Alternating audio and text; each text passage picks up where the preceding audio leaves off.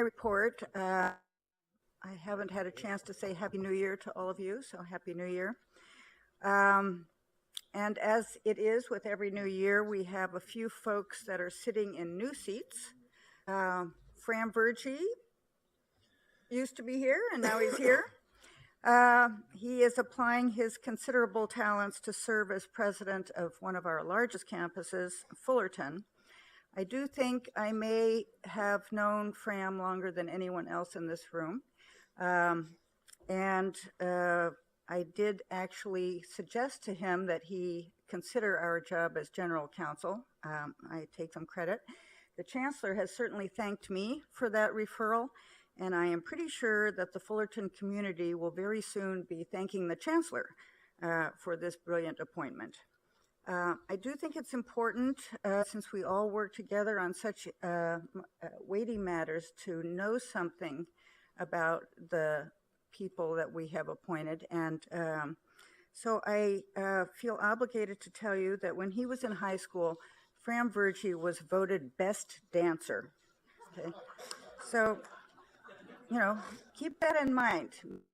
Garcia was a great dancer, and now we have Fram Virgie. So, Andy Jones, I bet you're nervous now, Andy. He was one of the first CSU staff I met when I joined the board, and he's now our new general counsel. I do have something I want to tell you about Andy. He asked his wife, Elizabeth, to marry him in the Earl Warren Japanese Garden at Cal State Long Beach. This is taking made in the CSU to the nth degree. Congratulations, Andy, on your appointment on this important position. So we wouldn't really be having a new year without the Tournament of Roses parade, and in the years past, the creativity and imagination of our two polytechnics were rewarded this year, once again, with the past President's Trophy for their float, which is entitled Dreams Take Flight. Congratulations to the student teams from Pomona and San Luis Obispo for their outstanding design, their engineering and production of this year's award-winning entry, which you are looking at. This is the 70th consecutive year that the Cal Polys and the CSU have participated in the Rose Parade. It's a wonderful achievement, and we even have a short video for you, I believe.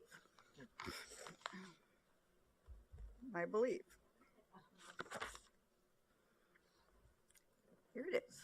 What makes the Cal Poly University's float unique is that we are the only student-built float in the parade, and we are one of few self-built floats overall in the program. We are students first, so that means we do take classes during the week, and when we have time to float is only on weekends. After finals, we jump right back in to building the float and coming back and working weeks on end, hours on end to get it done and ready for the parade. As design chair, I believe it's my responsibility to guide the rest of the team in seeing what I see. Our motto is learn by doing, and I believe Rose Float definitely captures the diversity and that motto. As a student on the Cal Poly San Luis Obispo side, we have access to a lot of different tools and machinery. Through my classes, I've been able to learn a lot of things that I can apply to this program. We are the students that are building this float. We are the students who are designing and analyzing this float, and we have to also abide by the same rules that a professional float builder has to go through. It's a really unique experience for us to be able to go from the classroom, reading about it, doing equations, and then coming straight here and be like, I did this yesterday in my class, and I know exactly how to analyze this beam and make sure it's structural and safe.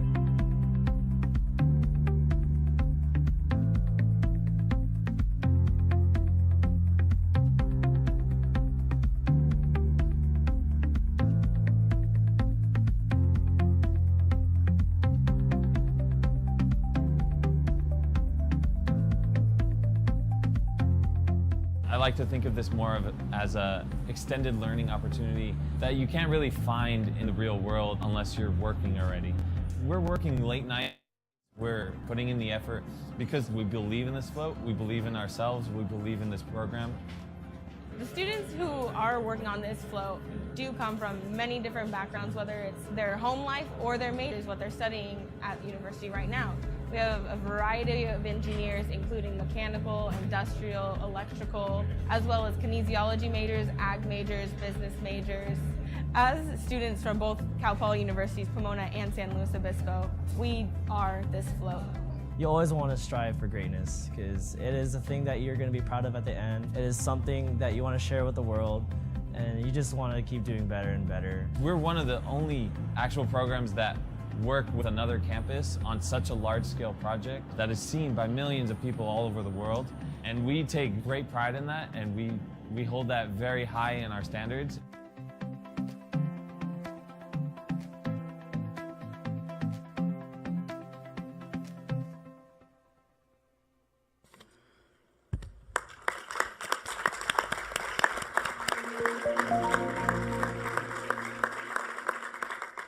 And you thought it was just a float.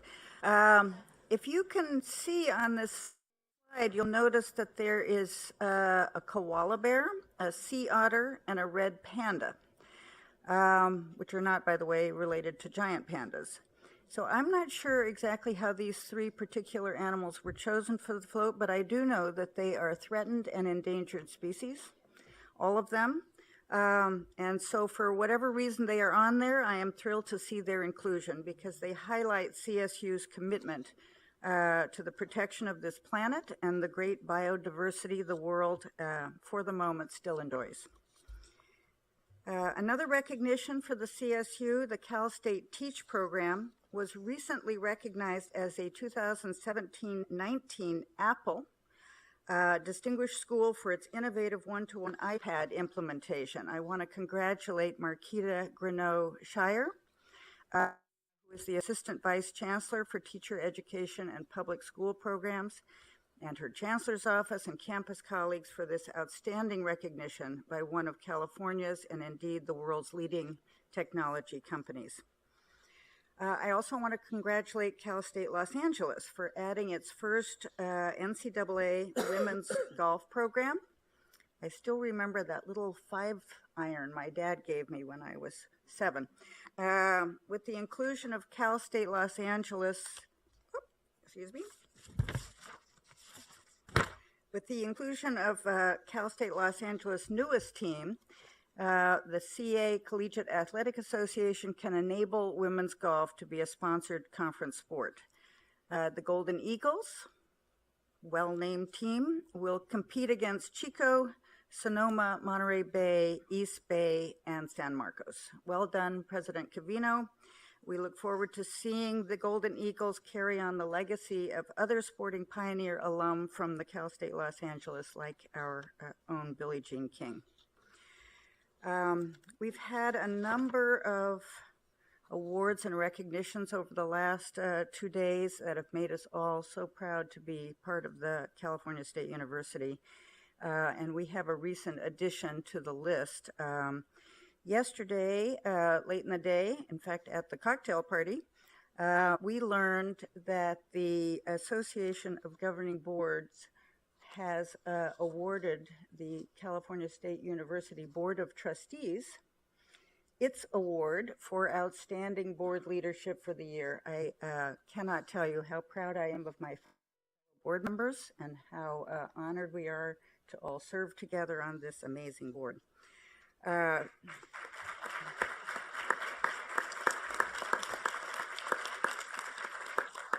Thank you.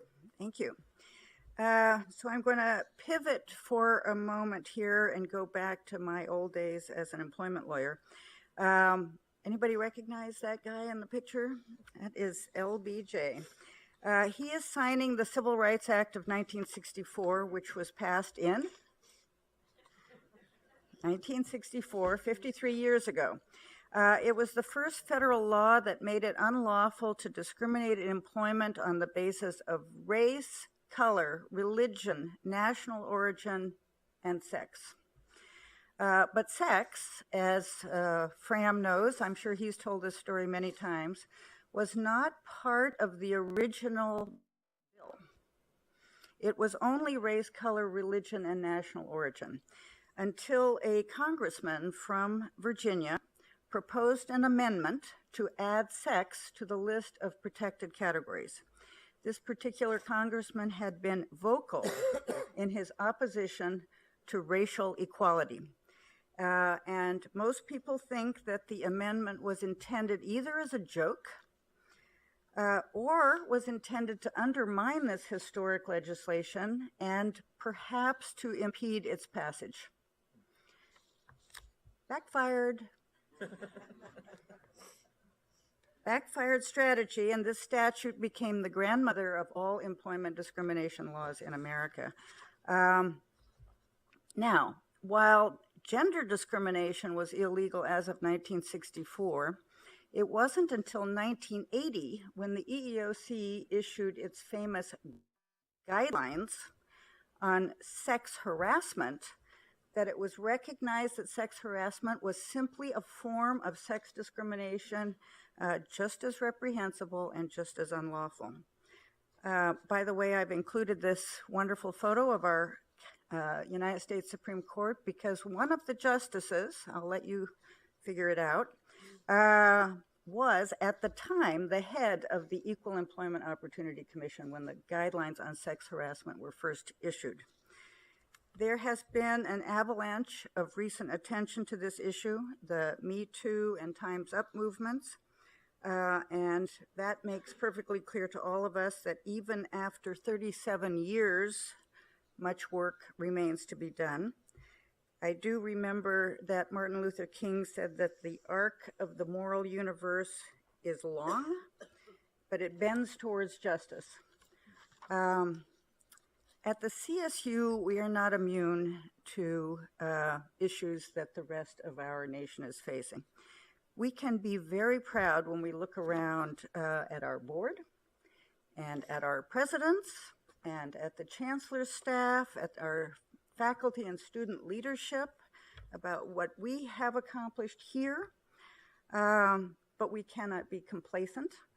And Michelle Kiss knows this. I hope she hasn't told anybody, but when I was asked to complete my sexual harassment training recently, I kind of griped about it a little bit because I had designed sexual harassment training for many years of my life, and I thought, really, do I have to? Yes, I did, and so I did. And I just want to tell you that I learned something even after all these years. Complete your training. It is worthwhile. Review the recent released CSU commitment to inclusive excellence that the chancellor has just issued. But more than all of that, just continue what we do at the CSU. Act towards each other with respect and with a view to equality of opportunity. And if we do that, as I know we will, we can bend that arc of moral justice a little more quickly. I don't even want to see the next slide. Go ahead, put it up.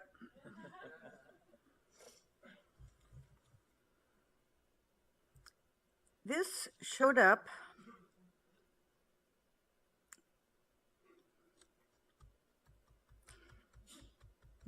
on my daughter's phone at 8 o'clock on January 12th. She lives in Oahu. She called me to tell me that she was driving to the National Guard station. She was told that that was the place of refuge. I was going to say I cannot articulate, but I think that's pretty obvious. I cannot articulate what it felt like to speak to your child and not know if you would ever speak to them again. Thankfully, we heard that this was a mistake, but I mention it because the fear and helplessness that I felt is so debilitating and so painful and is experienced by our dreamers and their families every single day. It does not abate for them. It abated for me, thank God. They do not get the oops, we're sorry, we've made a mistake message. So we have made gargantuan efforts to try to change that. The chancellor has, so many in our community have, but we have not yet found the solution, and we cannot let our foot off the gas until we do, until they get the message that I received that there's an all clear. Governor Brown stated the state message concluded with a statement about perseverance. We at the CSU will persevere, and in partnership with our friends in Sacramento and in Washington, D.C., hopefully we will not only persevere, but thrive. Thank you.